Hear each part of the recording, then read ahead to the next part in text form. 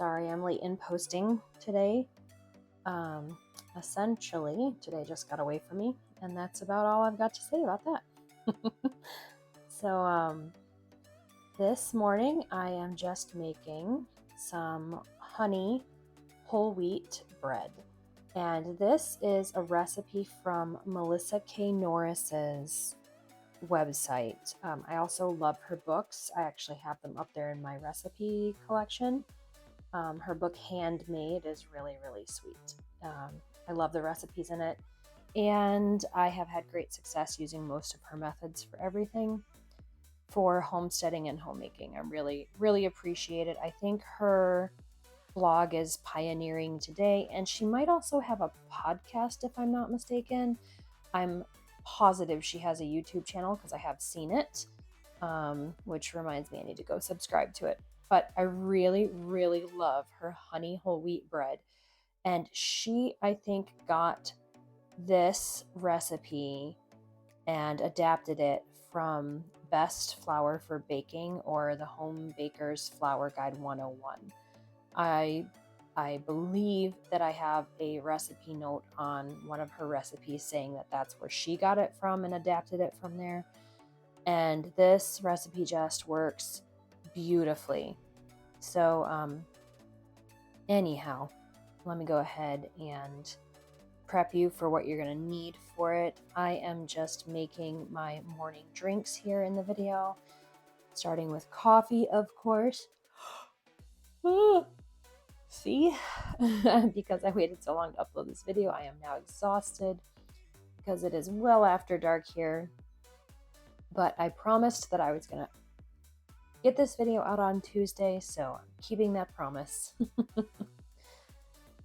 Also, my every other Wednesdays are crazy busy. I do a lot with my church. I go to a Reformed Presbyterian church, in case you're wondering. Not that anybody cares, but in case you were wondering. And we have had a pretty rocky past year, and it is starting to calm down and straighten out. And it's all due to the group of very faithful believers that are just continuing to serve. And I am blessed to be on the same flight to heaven as all of these other souls. So very, very, very blessed here. So anyways, coffee and a prebiotic. That's what I'm doing here. That's also powdered coconut milk creamer. And it's just powdered coconut milk, essentially. I have been doing raw dairy, and I seem to be tolerating it super well with no lactose intolerance responses like I was with store-bought dairy. So I may be switching away from coconut and almond milks back to raw dairy permanently. We'll see. We'll see how things go.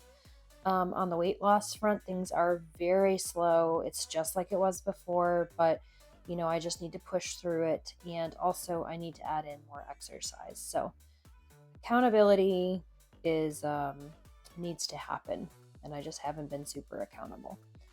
So anyhow, for this recipe, you're going to need 4.5 teaspoons of yeast, 1 1/3 cups of warm water, about 100 degrees, 1/4 cup of honey, 6 tablespoons of melted butter, 2 cups of buttermilk or whey.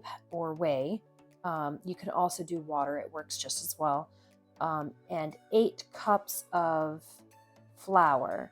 And I'm going to say you may need more than that, or you may need a little less than that, depending on your mixer, depending on your flour. So right now I'm averaging about 8.5 cups of hard red wheat, sorry. That's what I could get from Azure last time I ordered bread flour.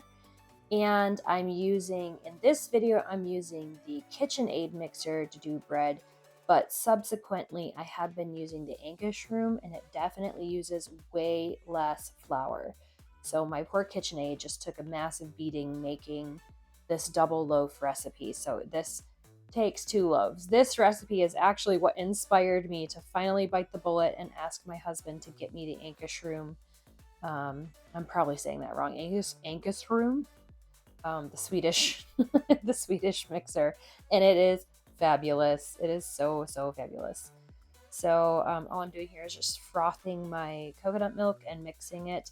I really, really like the Mary's Sinless syrups. They're sugar-free, but they're not chemicals. It is monk fruit and stevia and natural flavorings, which I'm not sure if that's what I put in there or not, but that's what I have been using. So here I'm just setting this up. I already put my, well, here I'm adding the warm water, the 1 1/3 cups warm water.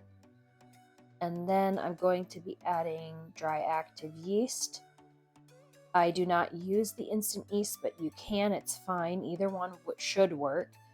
You can also do this with sourdough. I have done this with sourdough and it also works as well. It just takes a lot longer. My husband and my son really prefer the yeast bread for sandwiches over sourdough. It's just because they don't really prefer the taste of sourdough or the texture. They really like the softness of this. So this is my go-to recipe. So this honey, I got it from Costco. It is Florida honey. Again, I can't really like guarantee that or anything because it's coming from Costco. But my husband just got I'm not joking, like a 5-pound tub of honey, raw honey from a client. So that was a wonderful tip. And so I'm going to be switching as soon as I'm done with that. Remember, I'm not throwing anything away, but as we run out, I'm replacing things with stuff that's local and organic. So just using up what I have. And I stirred in the honey into the warm water with the yeast, and I'm just going to let that proof. So I'm going to fast forward here real quick, and I'm going to make some buttermilk. I did not have any whey on hand, and I also did not have any buttermilk, but I did have this package of dried milk that was low fat. So it didn't make like the best buttermilk, or it was non-fat, sorry. It didn't make the best buttermilk substitute, but it worked. And again, see, I'm just using what I've got on hand. I had, I think, just enough buttermilk powder, or I had just enough dry milk powder to make like a buttermilk substitute. And all I did here was add dry milk powder to warm water. I'm gonna give it a good shake so that it's all mixed really well. And then I add like 2 tablespoons of lemon juice. And that is kind of a cheater recipe to fake buttermilk. It's not buttermilk exactly, but it kind of does the same thing in recipes, at least in terms of like scientifically speaking. Now, it's not the same taste wise. I much rather prefer to use whey, which I get when I'm making cream cheese or yogurt or sour cream. I just haven't done that yet in this video. I do have yogurt going in that little tiny yogurt maker in the back behind there. And I totally screwed it all up. I had to dump it all out because it had been so long since I had made yogurt that I forgot that there were 2 types of yogurt. And I was putting the room temperature one into the yogurt maker and heating it up, and it was like going way too fast, and it just got really stinky, and it was not good at all. So I had to dump all that out and start over the right way, not putting it in the yogurt maker and heating it up, just keeping it at room temperature. And guess what? That yogurt turned out just fine.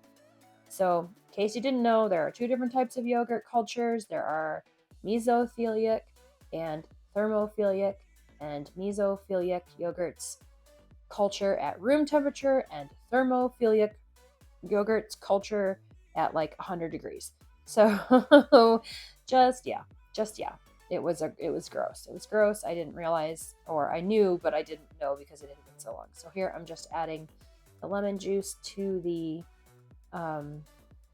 dry milk powder mixture, and I am going to let that sit, and it's going to separate and curdle a little bit.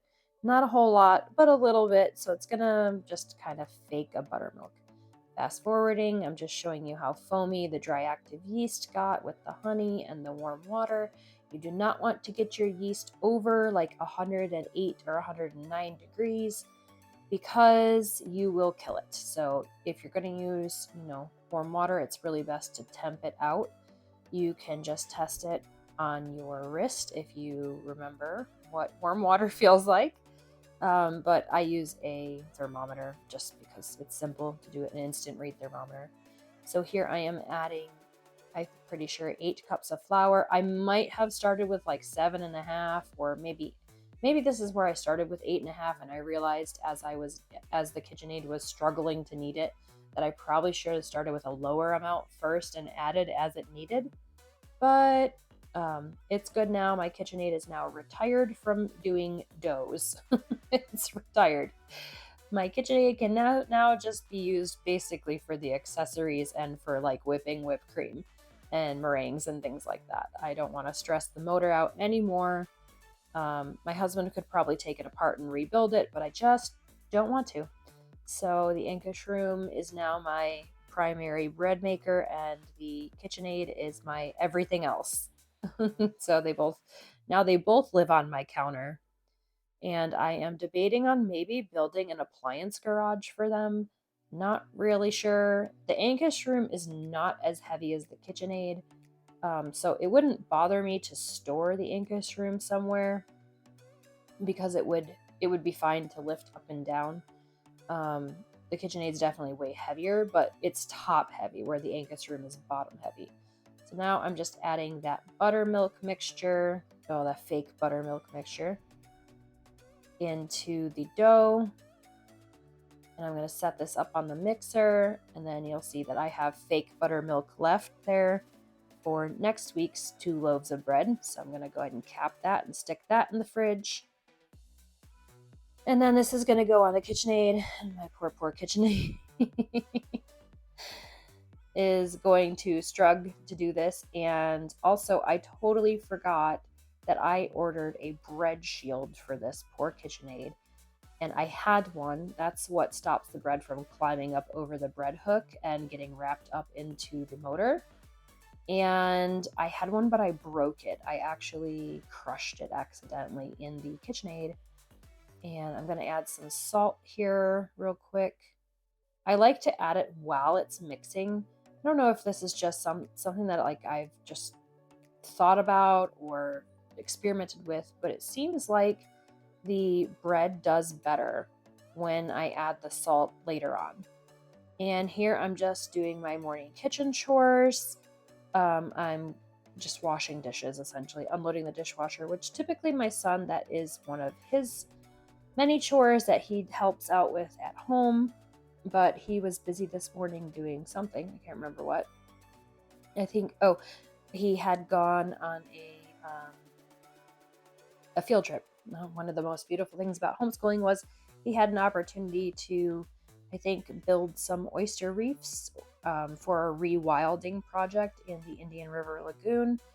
And so he was able to go with a group of older people, older than me even, and go help them build oyster beds and earn some volunteer hours. So he had a really great time doing it too. So that is where he is. So I am doing one of his chores for him so that I can get this sink emptied and cleaned out, because I am now creating more dishes as the day starts.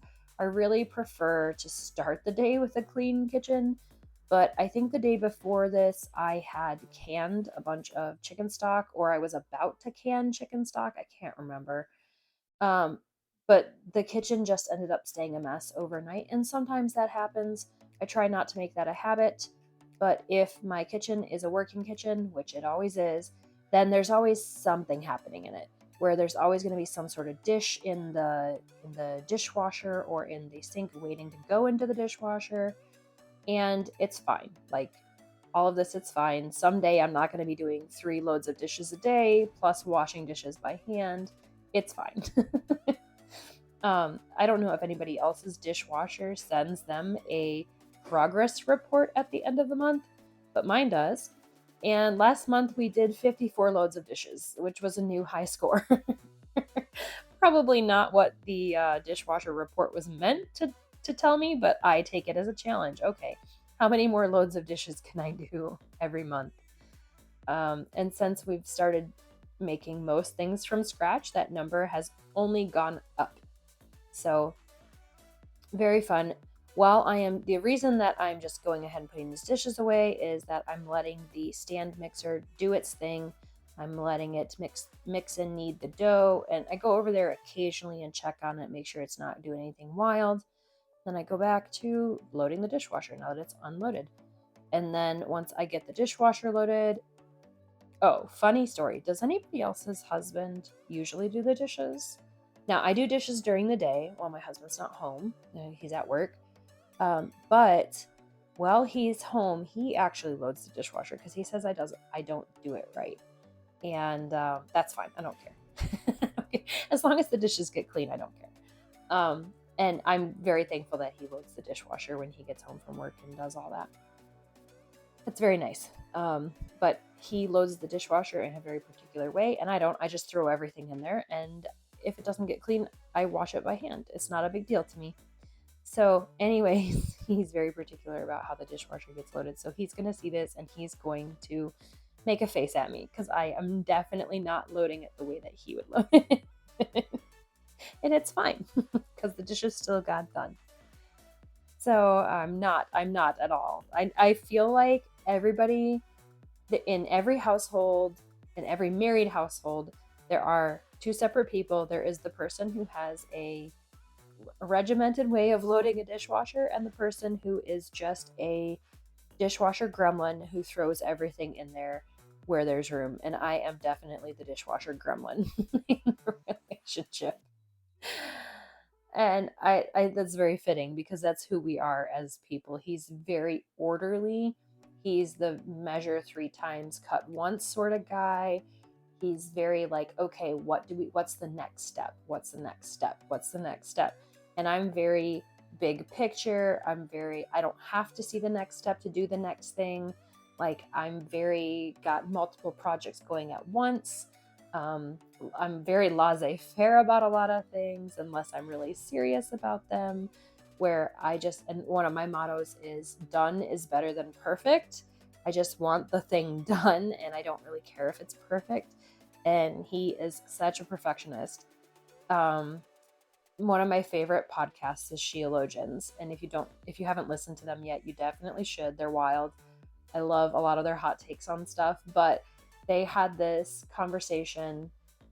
It's these two, I think they're Reformed Baptist, maybe, ladies, and they kind of talk about like pop culture, theology geared towards women, kind of things like women's issues, that kind of stuff. Every year they do a big thing on feminism, which I really enjoy. But anyways, they had this discussion not long ago where they were talking about there being an impressed spouse and an unimpressed spouse. And immediately I knew exactly what they were talking about because my husband is the unimpressed spouse and I am the impressed spouse. Everything to me is a good time. Everything is fun. I can find joy in literally everything, and I can be impressed by the smallest little things. And he seems like the opposite. He just is very unimpressed. And it's not that he's like cold or anything like that, but if you get a compliment from him, that he absolutely means it. Like it is a big deal. So I just laughed because it was so true. The little impressed versus unimpressed spouse segment. So anyways, he would be very unimpressed about my dishwasher loading here, but it's getting done. So probably neither of us care in the long run. So like I said, I really do not enjoy having to wake up and do dishes first thing in the morning, but sometimes that's just what it calls for, especially if we've had a really busy evening. My Mondays are really crazy, so I can almost guarantee that this was a Tuesday, where Mondays I just do not have time to do. I'm not at home. So, and on Sundays, I try not to do a bunch of housework, and not because like I'm trying to be lazy or anything, but I try to reserve Sundays for being productive in ways that I enjoy so that I'm actually getting rest. And I'd like to talk about that for a minute because I had someone ask why I talk about Sabbath. Like we host a Sabbath potluck at our house, and it's really not for me. It's not like some I don't know. For me, it's about rest. The Lord built Sabbath into our days. He built us with the need to sleep. He built us with the need to slow down and rest. And he built us with the need to just do nothing for a little while. But I think that our current culture is very good at doing absolutely nothing and fooling itself into thinking it's doing something. I know women who can sit on their phones all day. I used to be one of these. This is kind of why I got rid of Facebook. So I could sit on my phone for 6 to 8 hours feeling like I was doing something, and I was literally doing absolutely nothing. And then at the end of the day, I was so upset that nothing had been done. And I was like, well, I was busy all day, but I actually wasn't. I wasn't doing anything. So, our culture is really good at fooling themselves, at lying to themselves.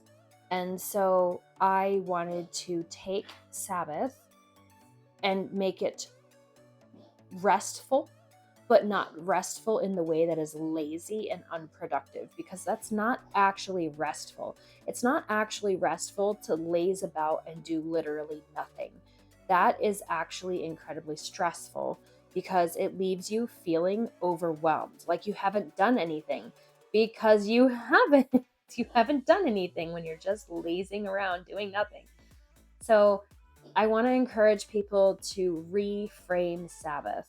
You can be productive and still find rest. And you know what I'm talking about. If you're a painter and you absolutely love painting, then you'll see that when you're painting, you actually find rest. You get restoration from that process. Maybe you love baking, and the baking is where you find some rest. Or maybe it's crochet or embroidery or sewing clothes, or I don't know, maybe you're a weirdo who finds restoration in doing laundry. I don't know. I don't know what your thing is. But whatever that thing is that gives you that restoration, I want to challenge you. Find a day of the week where you can do that thing, at least for a few hours. And for me, that's typically Sunday after church, but before our city group. We go to a small group, and we have dinner with our small group on Sunday. We go over catechism with the kids, and we sing, and we do a small Bible study. But mostly it's about eating good food and being with our people, which is great.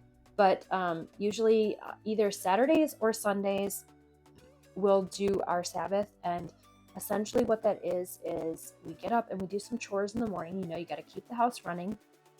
But then during the day, my son is working on his skateboard, or he's working on his forge, or with his knives, or he's reading a book that he really wants to read. And it's not about doing nothing, but it's about doing things that just really ignite the wonder of the Lord in you. And for me, a lot of times this is like DIY home stuff. It might be crochet or embroidery. I really find a lot of productive rest in those things. I just really enjoy embroidery in particular, but I'm learning to enjoy crochet. And here lately, it's been a lot of DIY home improvement projects. So I'll find something and I'll start the creative planning for it. Maybe I'll just be on Pinterest looking for pictures, trying to figure out what I want to do with a space, or try to attempt to find a color scheme or something like that. And it is just very restful for me to do those particular things. And so that is how I'm recovering Sabbath for my family.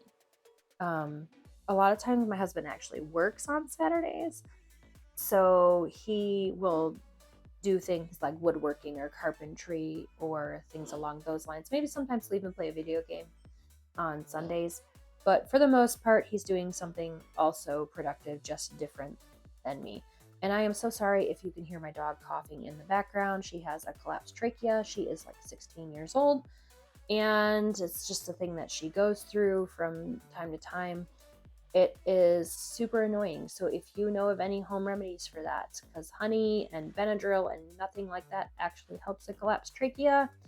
And because she's so old, we can't really do anything about it. So she's little, and she's a problem child. So usually in my videos, you will see my cat, Tyrion. He follows me around the house like a dog. The dog typically stays on the couch or in her crate. She is just old and grouchy, and she's sleeping all the time. So what are you going to do about it? You know, animals.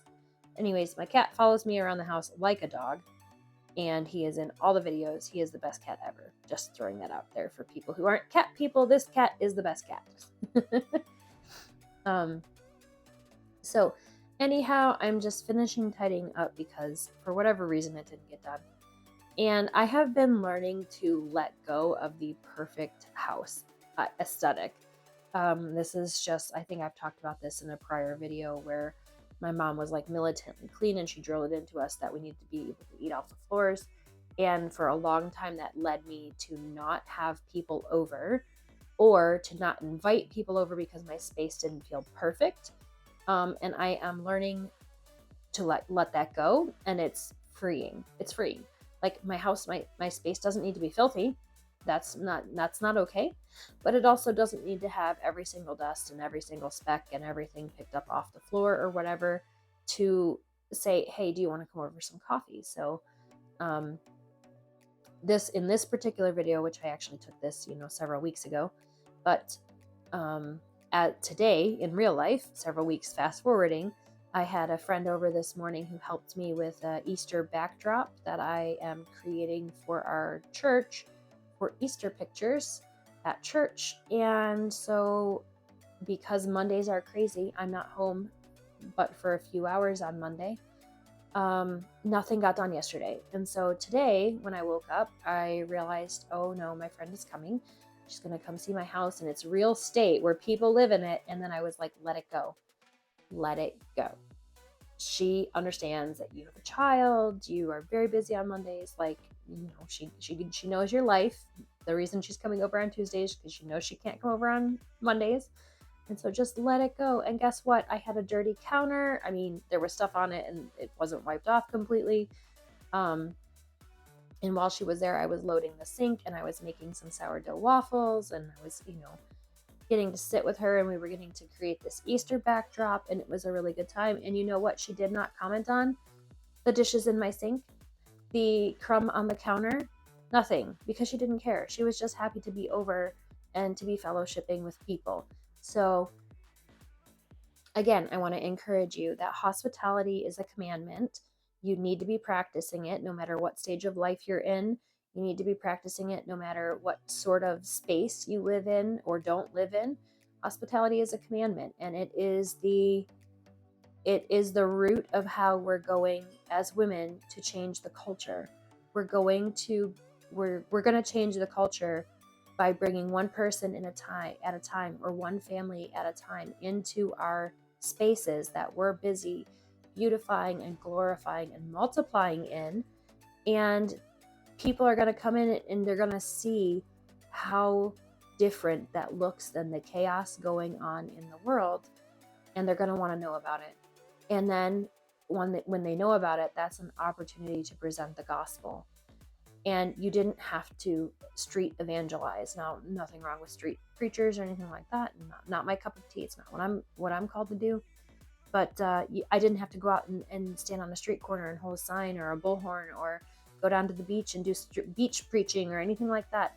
All I had to do was have a person in my home. That's it. And I got to share the gospel.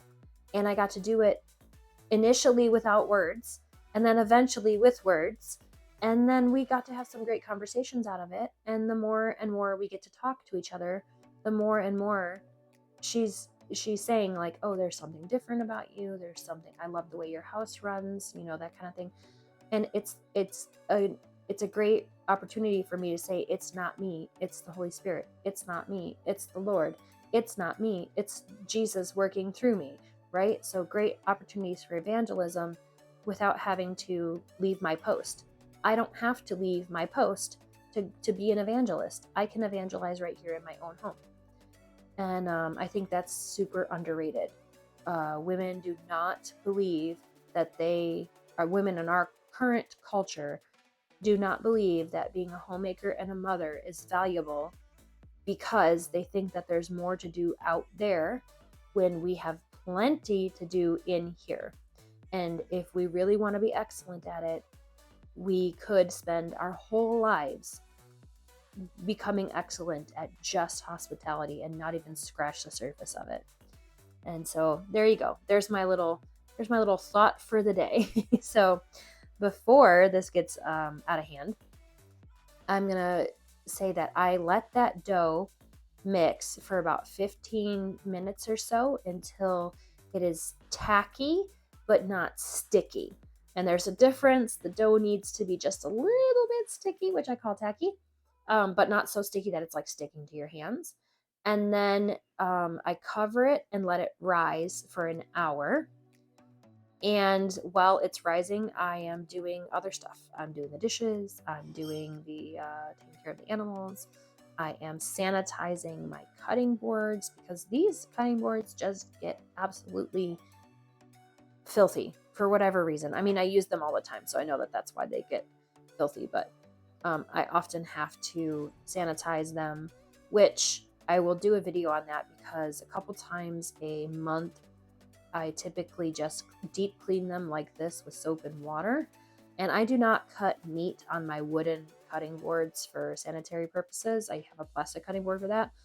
But I do on my wooden cutting boards, I will wash and dry them, and then I will give them a layer of oil to stop them from like essentially dry rotting or getting too worn out. But this particular cutting board I've had for years, and it's close to the end of its shelf life. So I'm going to try to restore it in a different video, but I'm not sure that it's going to work. So I got some new cutting boards that I have been drying in the oven, and that seems to be working much better.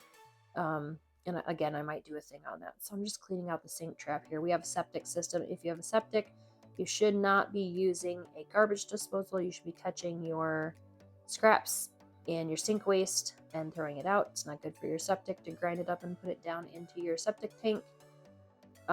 We have a aerobic septic system, so we definitely cannot put anything down the sink trap.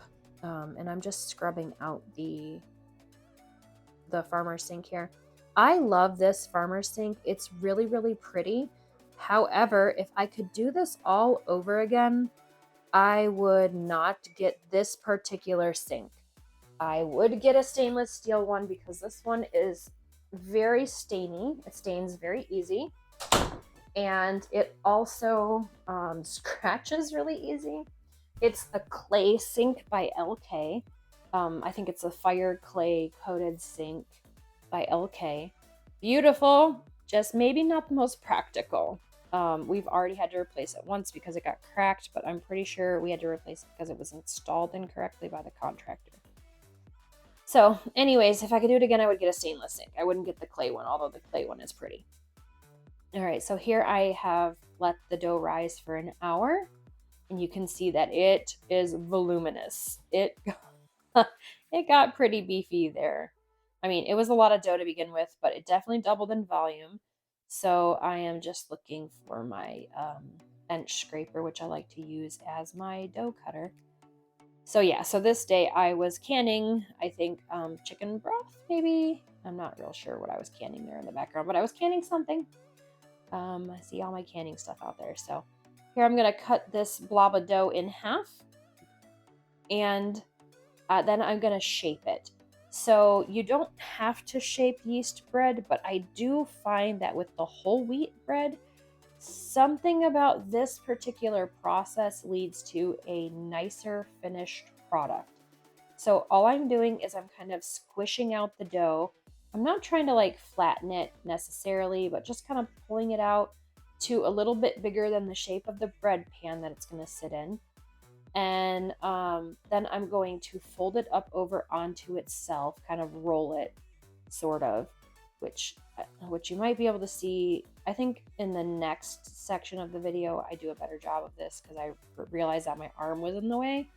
But so you can just see I rolled it real tight, and then I'm going to fold it over on itself like that. And then I'm going to shape it like I would shape sourdough, which is I'm going to kind of push it and roll that seam together and try to get it so that it's got like a taut sort of skin on it. And I don't know how else to explain that. Unless you're familiar with sourdough, you might not be real sure what I'm referring to here. But you can see I'm just sort of pushing the dough away from me, and I'm shaping it as I'm going. And it doesn't really necessarily need to be shaped, but I do find that doing this leads to a better end product. So I'm just going to kind of plop it in there in a greased baking pan. Again, perennially, yes. I am a cleaner as I go, so a lot of times I have to like edit the video because I'm cleaning in between steps of the process, and I walk away to go put something away or whatever. It just leads to a much easier time in the kitchen. So here I am. I'm gonna kind of roll this dough up on itself like you would a cinnamon roll.